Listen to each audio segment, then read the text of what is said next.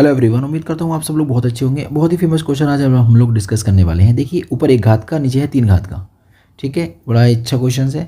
अच्छा, आपने पेपर के लिए एक क्वेश्चन और भी तैयार करिएगा। अगर ऊपर ना हमारा सिर्फ कांस्टेंट टर्म्स आ जाए तब भी आप उसको कैसे सॉल्व करेंगे। और एक होता है जिसमें सबके सब नीचे के नंबर क्या हो जाते हैं, प्लस के हो जाएंगे। मतलब 3 घात का मिलेगा आपको और यहाँ पर इस तरीके से डिस्ट्रीब्यूट हो जाएगा। और एक और भी होता है जिसमें x की पावर 3 -1 कर देते हैं या +1 कर देते हैं वो। तो ये क्वेश्चन बड़े इंपॉर्टेंट है, आप ज़रूर करके देखिएगा। चलिए हम करते हैं अपने क्वेश्चन को डिस्कस।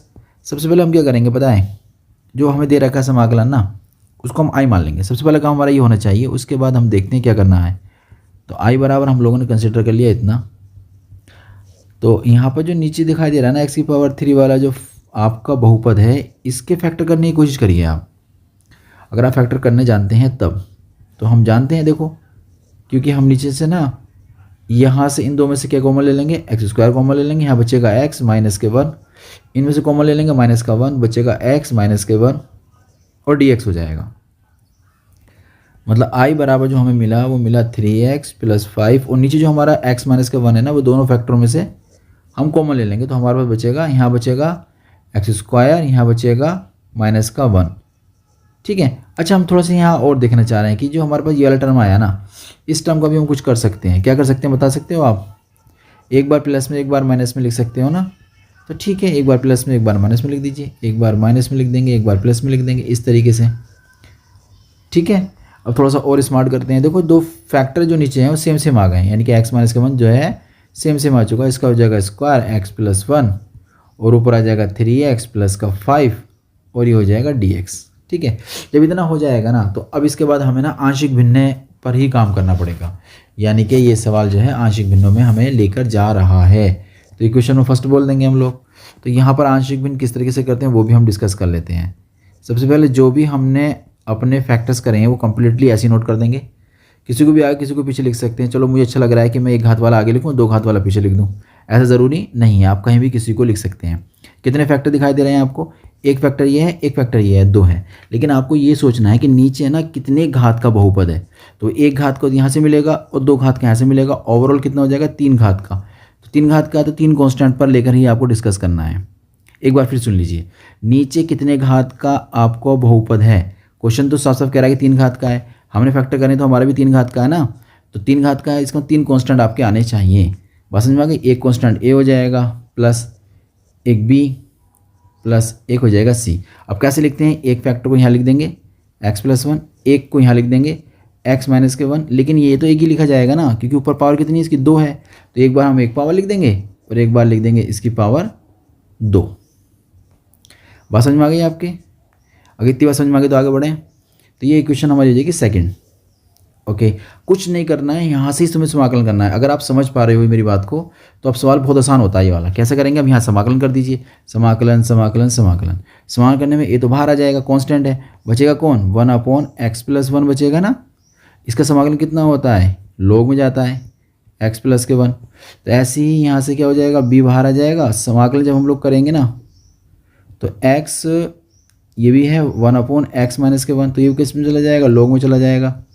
ठीक, प्लस का c। अब ये है हमारे पास 1/x - 1 का स्क्वायर। तो इसको ऊपर लेके आएंगे हम लोग, तो हो जाएगा x - 1 की पावर -2। इसका समाकलन कितना होता है? इसका समाकलन कितना होता है? जल्दी बताओ। -1 करेंगे, ऊपर -1, यानी कि पावर जितनी भी उसमें ऐड कर देते हैं ना। तो इस तरीके से आपने सबके समाकलन कर दिए ना, तो ये आपका आंसर बन चुका है। लेकिन पता है क्या है? इसमें a, b और c का मान निकालना पड़ेगा बस। तो सवाल तो बहुत आसान होता है कि बस a, b, c का मान निकालो, हमारा आंसर आ जाएगा। समाकलन तो बहुत ही आसान होता है इसके अंदर का।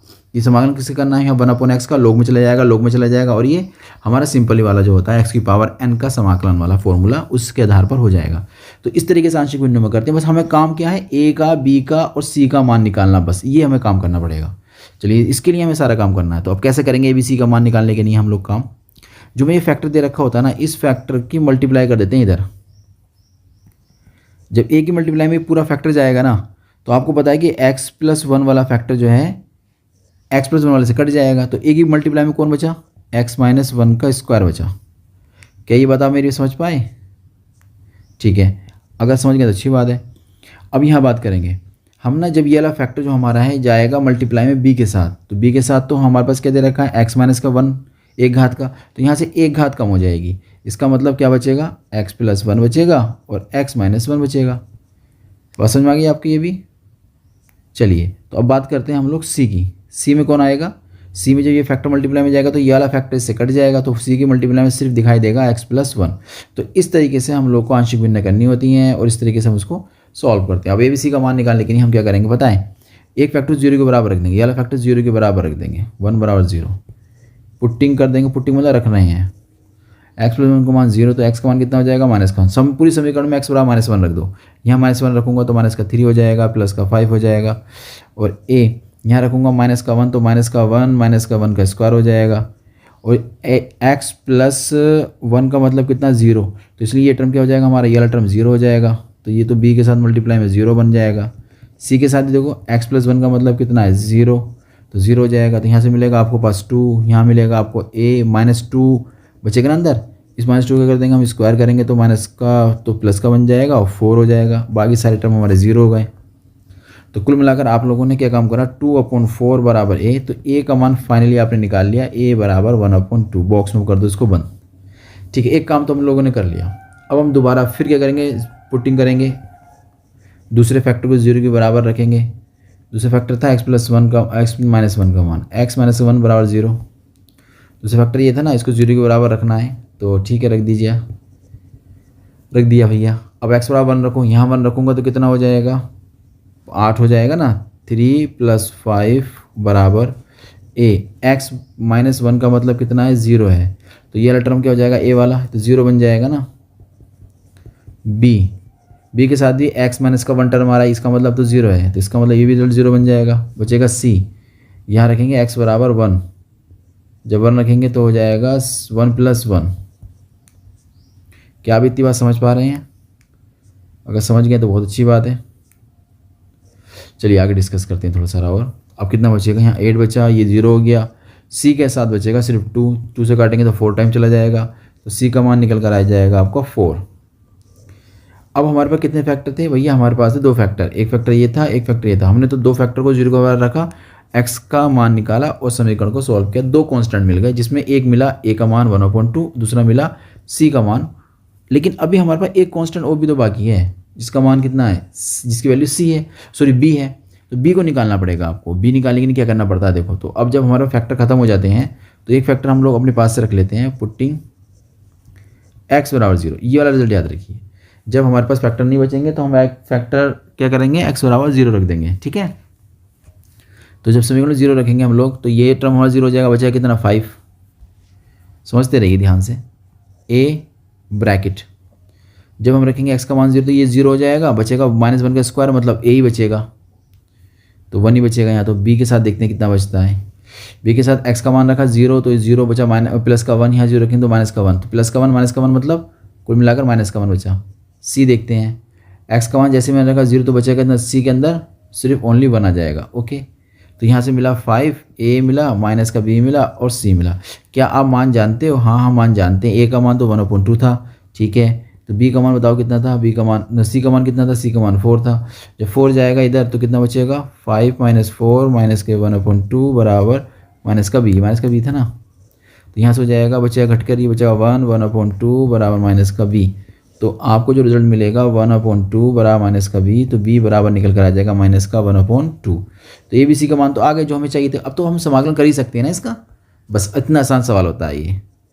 तो समीकरण जो भी आपने बोली थी, समीकरण 2 बोली थी, समीकरण 2 में ए बी सी के मानों को रखने पर, ठीक है, बहुत आसान है। तो समीकरण हम लोग अपनी नोट कर लेंगे। अभी पहले फंक्शन को नोट कर देते हैं। अब देखते हैं a का मान ये रहा, यहाँ रखना है a का मान, तो x + 1 तो नीचे ही आ जाएगा, a का मान है 1/2, ठीक है, तो 1/2 और x + 1। लिखने का तरीका समझ लीजिए, ऐसे लिखते हैं उसको। फिर b का लिखेंगे हम लोग, b का मान था हमारे पास कितना, -1/2, तो -1/2। b के साथ कौन से वाले टर्म्स थे वो देखने पड़ेंगे, कौन से वाले टर्म्स थे b के साथ। b के साथ ये रहा, b के साथ था सिर्फ x - 1 वाला टर्म, तो ठीक है, 1/x - 1 वाला टर्म हमारे b के साथ था।